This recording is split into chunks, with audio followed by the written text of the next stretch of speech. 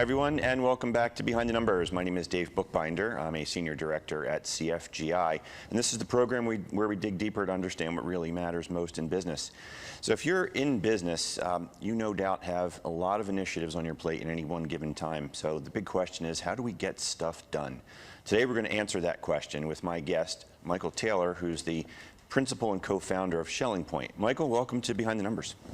Dave, thank you very much. Look forward to being here. Why don't you tell the audience a little bit about who you are and what you do with SchellingPoint? Thanks, Dave. Yes, at SchellingPoint, we started as a research initiative, spending a couple of years looking at what we call strategic collaborations. So think of those as strategies, transformations, mergers, innovation processes, all the things that organizations do to advance them forward and move them on. The research that we started carries on today. We've currently researched over 330 initiatives of this nature, and we use that research to identify opportunities to improve the rate at which people are able to put together goals and plans and actually get the results they're looking for. Great. Before we jump in, so SchellingPoint, it's more than just an interesting name. There's a little story behind that. Why don't you tell the audience about that? What is a SchellingPoint? There is when we were conducting the research and we were looking at what's going on in groups and how they collaborate to perform, to produce results, we were drawing on various knowledge bases. And Professor Thomas Schelling is a game theorist. He was a Harvard professor, and his work is in the theory of interdependent decision making. Collaborative actions, groups of people working together on strategies and things, those are collaborative actions. We took Professor Schelling's work. A Schelling point is named after Professor Schelling. A Schelling point is the focal point that gives a group of like-minded individuals their common purpose, and groups with strong Schelling points can coordinate their action with minimal communication. So when we're all heavily like-minded about why we're doing this, where we're going with it, how we're getting there, what we have to overcome, then we can flow. Unfortunately, flow rarely occurs, but that's the backdrop to it. And we started using his work in the research, and actually that same year he was awarded the Nobel Prize for Economics because of this and other work that he's done. So that's where our company name comes from. Yeah, and that's a good launching point for the topics that we're going to be talking about today. So you've mentioned that you've done a lot of research, and we'll talk about that. But in the course of your research, is there a theme regarding how many organizational initiatives are in play at any one point in time? When most people think about a strategic objective, they're focused on their particular thing. But as an organization, there's lots of things going on.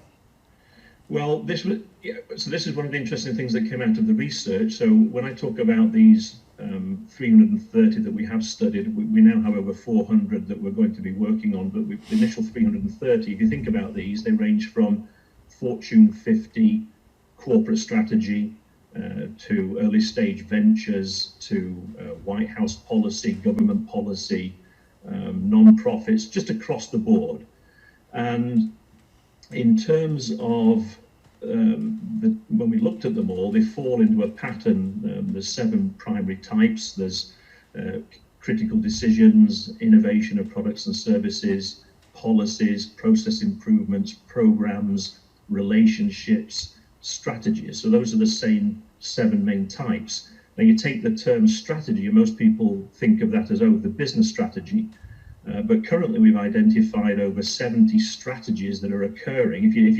If you understand that a strategy is the general term for a set of goals with the plans to attain them, if you look at an organization at any point in time throughout an organization, there's dozens of strategic collaborations either being set up or in process.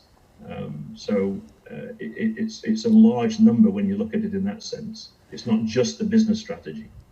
So you mentioned that one of the keys, if not the key, to getting stuff done then is this concept of strategic collaboration. Can you describe what that is, and how do you make that happen? Well, in the research, we realized that it's a very gray way of looking at an organization, a very black and white way, should I say. But if you look at any organization, there's really only two things in which people are getting involved. There are processes and there are collaborations. And processes are the repeatable activities that occur. They are what make the organization what it is at a point in time. And they are how customers and stakeholders receive value from the organization. So the processes may be heavily automated with machinery and technology where there's a few people supporting them, or they may be heavily people-based with technology supporting them, such as the sales and marketing process. But the point is, if you just look at an organization, there are processes. This is who we are today. And then everything else people are involved in are these strategic collaborations. It's a group of people coming together around a subject saying, oh, we have this opportunity, should we capture it? Or how do we capture it? The strategy is 2.5 years old, so let's refresh the strategy. Or we have this problem. And so if you look at process thinking, we have 40 years of process thinking.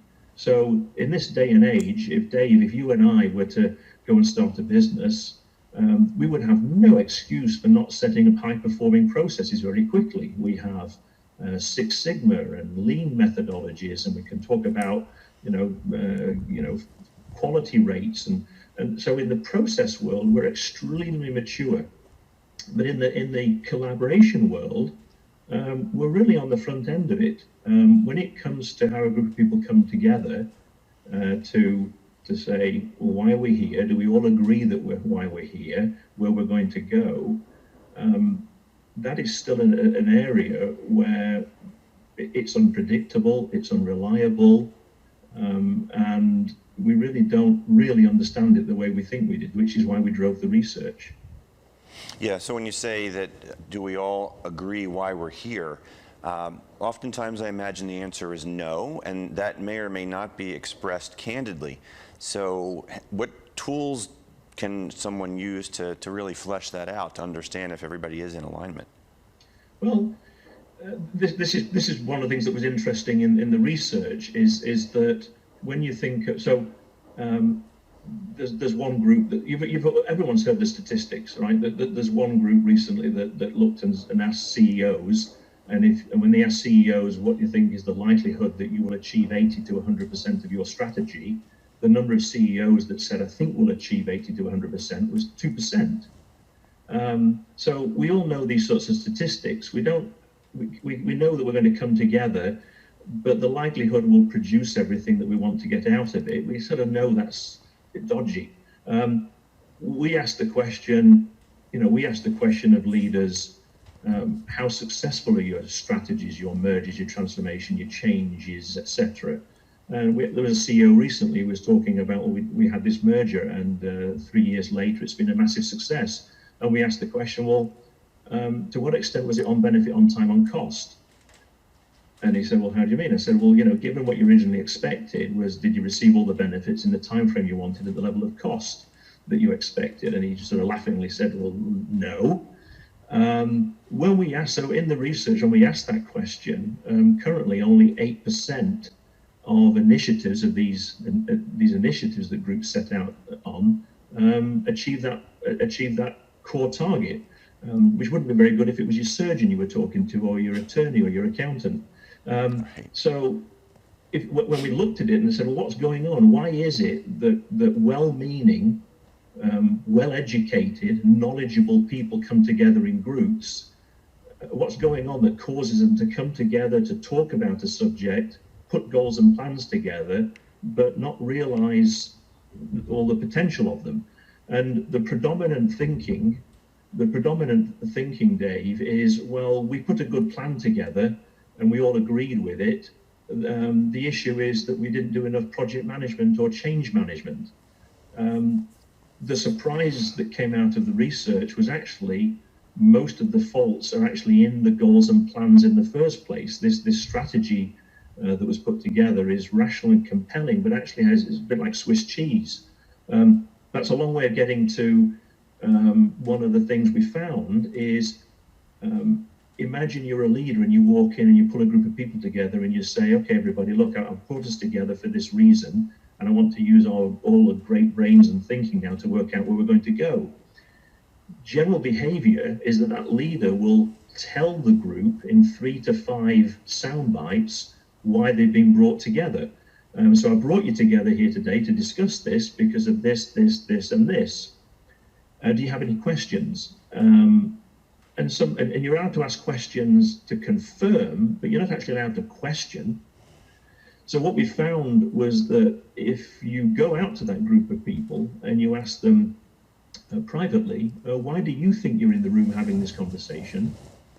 A group will actually express 30 different reasons why they should and shouldn't be in the room even having the conversation in the first place. Never mind where they should go with it, but just why are we here? When you play those 30 back to everybody and said, this is what you and your colleagues said about why you should or shouldn't be in this room discussing this thing, out of the 30, they only agree with 6 of them. And it's not the same 6 that the leader expressed in the first place. So one of the initial issues that we found is that just in terms of what is known as the case for action, groups are not starting with a single shared case for action. Everyone has their own view of why we're here, and that's very important. That's a fundamental issue for 2 reasons. One is that my view of where I am today drives my view of where I see the future being. So if you have everybody with a different view of where we are today, you have all these different views of where the future should be. And the other one is, I think that's probably part of what you were getting at, is if I'm sitting there wondering, why should I be in the room in the first place, but I can't really say that or question it, then my commitment and engagement in the process is going to drop accordingly. So all these little examples like this we've found are going on in the actual collaboration process, putting together the goals and plans in the first place. Right. So talk a little bit, I'm going to give you a chance to brag just a little bit about what you guys do and how you may be able to help an organization so that we can all understand where the missing links may be. Well, the thing that's come out of the research that we've done, that we've now turned into methods that we teach at business schools and in education for leaders and consultants, and we've turned it into capabilities that people can use, is if you think about it today, so here we are in the end of September, and so there's going to be leadership teams talking about 2021 and 2022. And they've got 2 options really. It's either a case of we'll have these conversations. It used to be we'll go into the workshop, we'll go into the offsite, we'll do a 2-day strategic retreat, or because these days it's all virtual. But basically you've got 2 options. One is we'll do it ourselves, and then the other one is we'll hire a consultant. This subject is so important that we'll bring a consultant in. So what we found in both cases is that the knowledge of the subject, we're in this industry, this is what's going on, between the people themselves and maybe consultants they bring in, there's no shortage of understanding of the situation and uncertainties and where things are going. But when you look at the underlying process where you ask them, how are you going to choose what to talk about? How are you going to choose in what sequence to talk about it? How are you going to talk about it? And how do you do that so that you actually come up with not just a set of rational and compelling goals and plans, but ones that are the most valuable, viable, and genuinely endorsed by everybody? And basically, I'm making a generalism here, but generally, we're working from methodologies that were designed back in the 1960s and 1970s. If you look at the way groups come together and hold conversations and put agendas together and do research before the meetings, even management consulting methodologies that are in play today, the underlying origins of the process of how it's done goes back to the 70s. And whereas other industries have improved and innovated, this area of business has for half a century almost stayed the same. So again, to get to your question, by identifying how does a group, when they come together around a subject, how do they choose what to talk about, and how do they choose what to talk about in the sequence in which they talk about it and how to talk about it, so they can take the shortest path to something that truly is solid. That's where our methods and capabilities come in. And so there are companies out there now that are using the Schelling method for putting together goals and plans, rather than, I'll say, the two conventional options.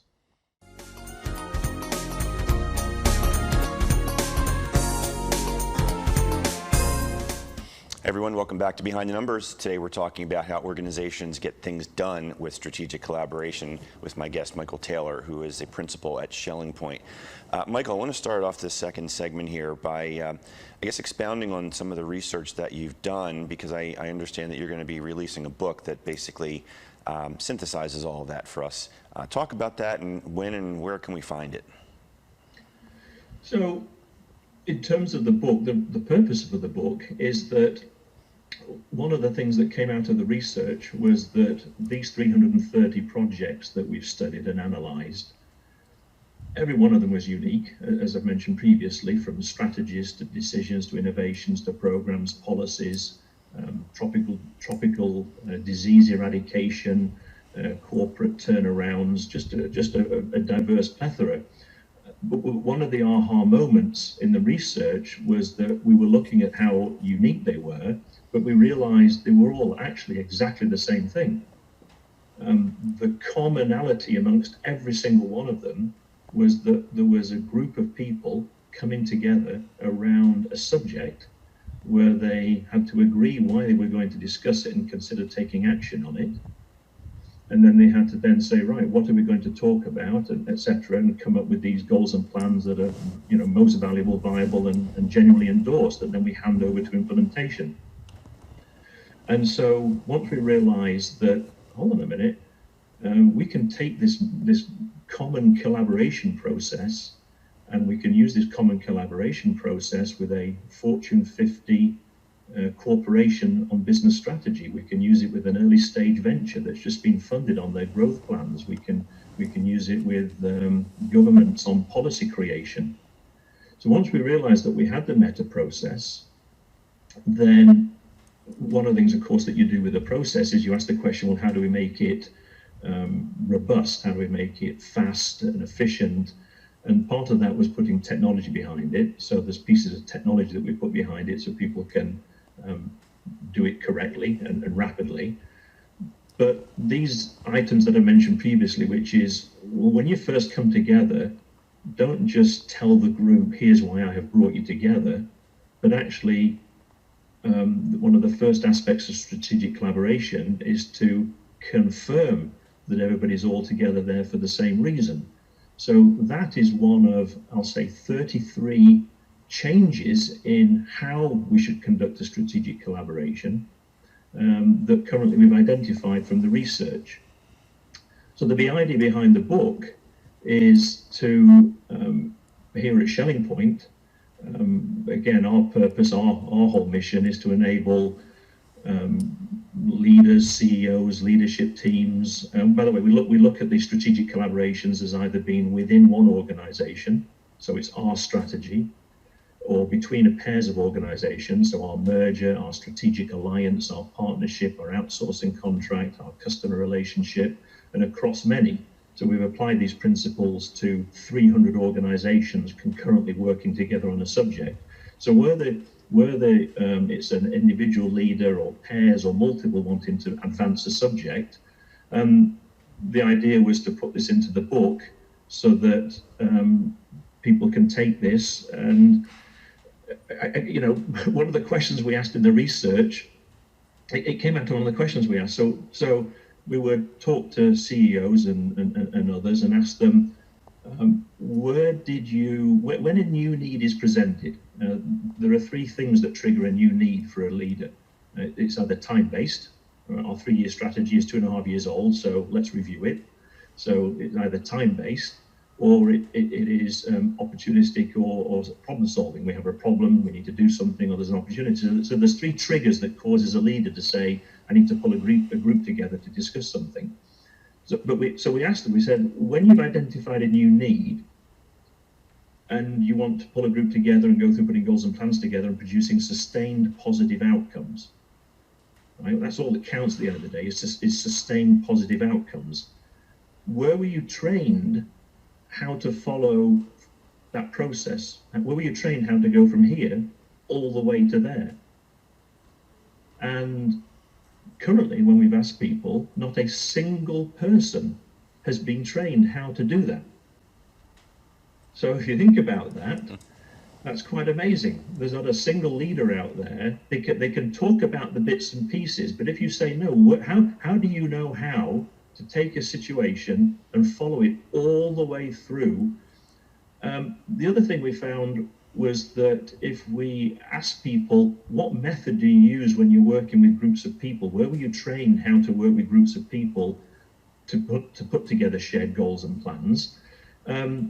Where with the training that you had? And people say, well, I've not had any training. And so what we realized was that when you have, let's say, 7 executives working on something, you basically have 7 private proprietary methodologies. If you bring a consultant in, you now have 8 private proprietary undocumented methods all working on each other.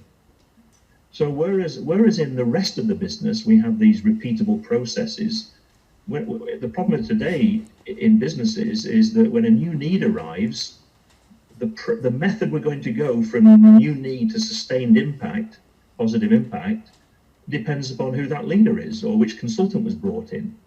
The actual mechanics of how we're going to do it is variable. So the purpose behind the book, quite frankly, is to be able to give to any leader.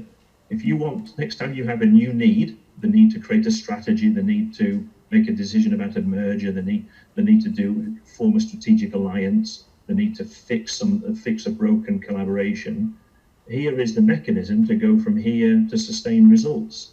So that is the purpose of the book, is to provide management training and education that has just never existed before, but is fundamental to being an effective leader in today's world of collaborative environments. Great. Michael, we only have just a few minutes left here in the program, and I want to, in 3 minutes or less, ask you to talk about maybe a representative example. Ideally, if you could, in mergers and acquisitions, a lot of folks that tune into this program are very keen on the M&A market. They're involved in it, in the ecosystem and so forth. And maybe in that discussion, maybe offer up a tip or a trick or two that leaders can take away from this. Yeah, well, if you take mergers, for example, we look at everything as having a life cycle. So strategies, mergers, innovations, they all have a life cycle. So if you think about mergers, the first question is, should we consider a merger? That is a collaborative decision. Should we consider a merger? Then there is, if we're going to go and conduct a merger, what are we looking for in a merger? And that is am I looking for a young company, an old company, a leading edge, a laggard? What are we looking for? Then you get to the merger design, which is, well, what do we think it's going to take to have a successful merger integration? Anyway, so if you take these various points, I just want to say that at SchellingPoint we have over 120 templates for over 120 different strategic collaborative subjects that leaders deal with. And for the M&A area, there's a series of 7 to deal with all those stages. Unfortunately, one of the templates is recovering a failing merger. But one example is there were 2 software companies. One software company was buying another software company. And what you find in the merger space is that there are merger playbooks. So there are very well-defined playbooks where you can say, right, when we conduct a merger, we do this with the IT system, we do this with the payroll systems, we do this, we do this, we do this, we work it. So there are these playbooks. Consultants will bring the playbooks in. Firms that do lots of mergers will have the playbooks. But the fundamental issue with mergers is that too often you'll have somebody saying, we're done with the merger, and then the value hasn't been realized, and the staff and others are saying, really, you think we're done? I don't. And we've been involved in Fortune 50 and small businesses.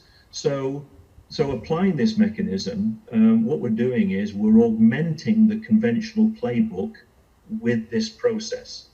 And what it's doing is it is surfacing a level of qualitative information about what does everybody believe is, why did we do the merger in the first place? You know, not the CEO going to the town hall and saying, hey, everybody, this is why we did this merger. But again, going to everybody saying, why do you think we did the merger? When you come to, well, what's a successful merger, people will typically describe that in 5 to 7 ways. Well, we'll have a broader solution set, we'll have more career opportunities for the staff, financial economy. Everybody says the same thing about a merger. But if you now go to everybody and all everybody and say, if I was to ask you in 2 years' time, what does a successful merger look like? Not what did we do, but what was success? What did we create? On average, you'll have 18 definitions of success, of outcomes, and there's only agreement on 5 of them. So you have to get past the classical, we did the merger for this reason. You have to go and ask everybody, what do you think success looks like, and reconcile the disagreement. And then the other issue with mergers is that they're meant to be positive. You know, this is a positive thing that we've done this. This is opportunity, this is growth. So when you look at the risk analysis section, you'll typically, what we've counted is maybe 6 to 8 risks. We won't be able to hire enough of these people, we'll have this. What we've found is from several, again, from many mergers we've been involved in, is if you go to everybody privately and say, not whining and complaining, but why won't it work? What are your concerns for being able to plan it, execute it, and sustain it? And on average, a group will express 41 reasons why it won't work. Wow. Right? So what we're basically saying is, have your methodology in your playbook, but you need to augment it with these new techniques for really making sure that there's full endorsement of everything that's occurring and why it's occurring. Michael, if folks watching and listening want to get in contact with you, what's the best way to reach you? The best way simply is, my email address is mtaylor, Michael Taylor, so mtaylor, MTAYLOR @schellingpoint.com, and or info@schellingpoint.com, and that's where people send messages in and say, I've got this situation, we have this business problem, we have this issue we're dealing with, we want this strategy we want to create, or this decision to make, so send a note there, I'd be happy to respond. We've been talking today with Michael Taylor, who's a principal at SchellingPoint. And Michael, thanks for telling organizations how to better get stuff done more efficiently through strategic collaboration. And folks, you know how to reach out to Michael at SchellingPoint.com. My name is Dave Bookbinder, and I will see you next time on Behind the Numbers. Take care, everybody.